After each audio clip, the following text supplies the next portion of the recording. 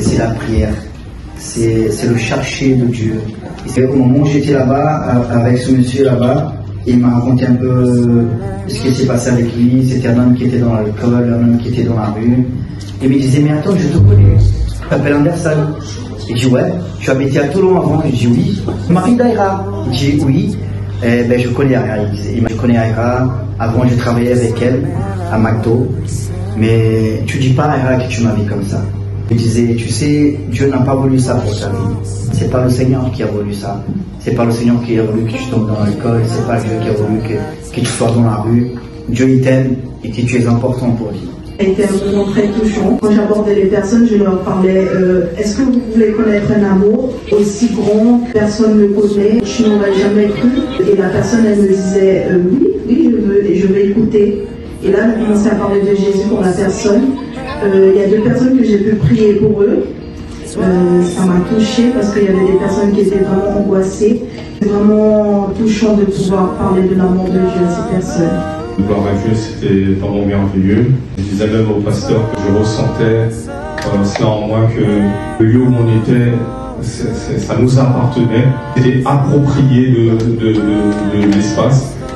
Et ça, c'est le Saint-Esprit de Dieu qui nous fait sentir ça. Échangeant avec un monsieur, il disait que depuis la sortie du métro, ou vers la Canadienne, il disait, on entendait que là-bas c'était très agréable à entendre.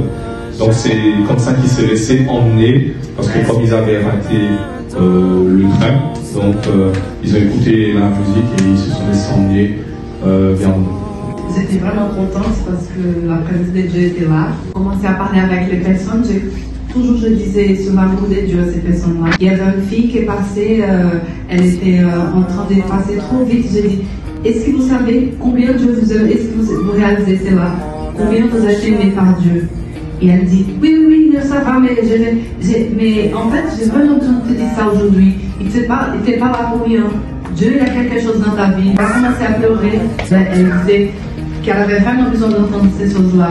On a commencé à chanter et je sentis vraiment que l'atmosphère de l'endroit a changé. C'est comme vraiment si on avait pris possession de l'endroit. C'est comme si Dieu était arrivé. C'était que, voilà, et quand je chantais, je voyais les gens dans le bâtiment.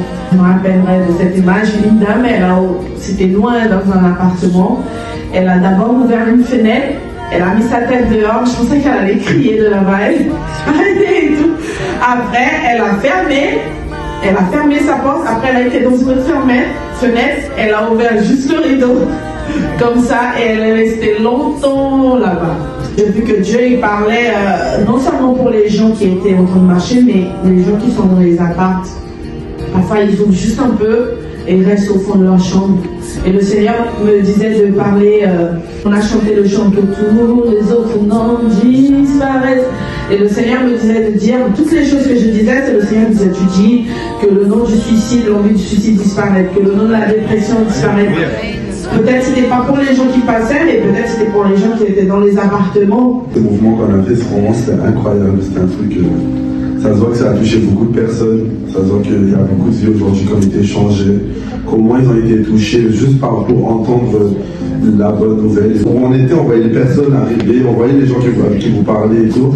Et le monsieur qui était devant nous, qui était là, il entendait, il écoutait, ça se voyait qu'il ressentait quelque chose, qu'il est resté longtemps, après il s'est mis à côté et tout, et ça se voyait que les gens ont été gravement touchés. Avant d'arriver ici, le matin quand je me suis levé, j'étais très mal. Mon père allait me lever, je ne pouvais pas bouger du lit. C'était vraiment extrêmement mal. Et en plus, j'avais froid, j'avais mal à la tête, j'avais mal à la gorge, j'avais mal de partout, je ne pouvais pas me lever. Je suis dit non, c'est pas normal.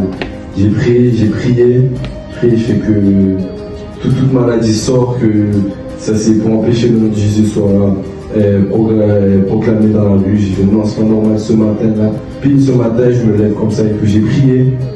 J'ai réussi à me lever, de la maison, en train de m'habiller jusqu'à ici, jusqu'à là-bas, je me sentais super bien, j'étais juste concentré, je me sentais bien, j'ai super bien joué. Elle me passait des musiques, avant de passer des musiques que je ne connaissais pas. Les musiques venaient seules, j'arrivais à jouer à l'oreille, alors que je fais ça très doucement. Alors là-bas, j'ai réussi. Je remercie le Seigneur pour tout, que Dieu vous bénisse. Je sens une paix énorme dans moi. J'étais dans une guerre, je suis allé lever Gabriel et j'ai dit Gabriel, lève-toi, on va à la prière. Il m'a dit je ne peux pas, ma tête est en train de s'exploser de douleur. J'ai dit qui va chanter? Il a dit Tati Elisa. J'ai dit je ne sais même pas si elle sera là. Lève-toi, on y va. Et je suis allé lever Stéphane. Stéphane a dit papa, je ne peux pas me lever. Donc je savais qu'il y avait un impact spirituel. Le Seigneur m'a dit qu'on allait toucher des vies. Peut-être qu'on allait à peine, et spécialement, on a touché beaucoup de personnes, étaient bénies, mais on était spécialement pour la personne que lui connaissait, que Kaira connaissait, parce que le Seigneur m'a dit, le Seigneur m'a montré le coin, le Seigneur m'a montré l'endroit, le Seigneur m'a montré comment je devais faire, m'a montré les appareils que je devais utiliser. Donc je suis allé très loin, je suis allé à la moitié. Le son, on dirait qu'il était plus fort loin que près. C'était la joie, l'envie de, comme il a dit, l'atmosphère spirituelle, on a dominé. Quelles sont les menaces